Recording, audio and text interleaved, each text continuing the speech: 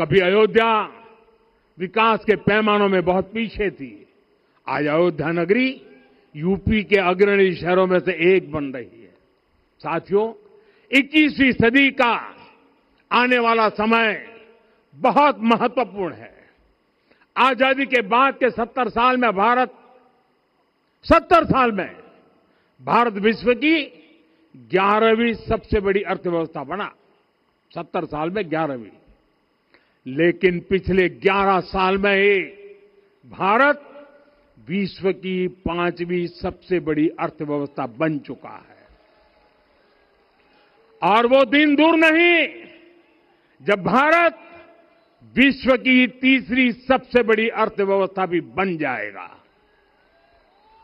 आने वाला समय नए अवसरों का है, नई संभावनाओं का है।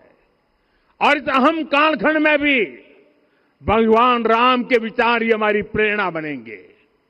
जब श्री राम के सामने रावण विजय जैसा विशाल लक्ष्य था, तब उन्होंने कहा था, सौरज धीरज ते ही रथ चाका, सत्यशील दृढ़ ध्वज पताका, बल विवेक दम परहित गोरे, क्षमा कृपा समता रजु जोरे।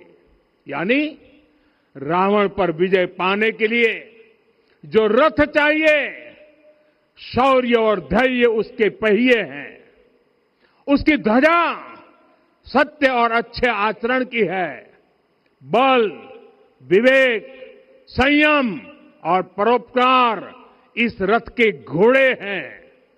लगाम के रूप में क्षमा, दया और समता है जो रथ को सही दिशा में रखते हैं।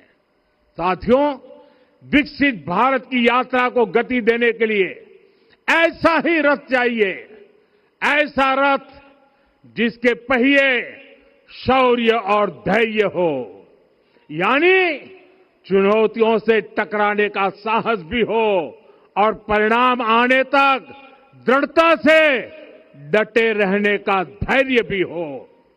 ऐसा रथ जिसकी ध्वजा सत्य और सर्वोच्च आचरण हो, यानी नीति, नियत और नैतिकता से समझौता कभी न हो।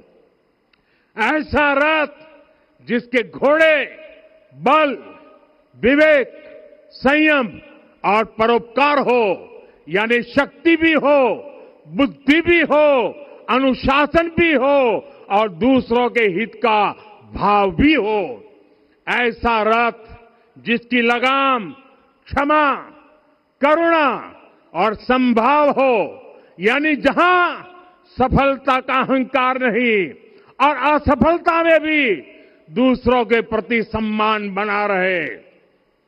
और इसलिए मैं आदरपूर्वक कहता हूं, ये पल कंधे से कंधा मिलाने का है, ये पल गति बढ़ाने का है। हमें वो भारत बनाना है जो राम राज्य से प्रेरित हो, और ये तभी संभव है जब स्वयं हित से पहले देश हित होगा, जब राष्ट्र हित सर्वोपरि रहेगा।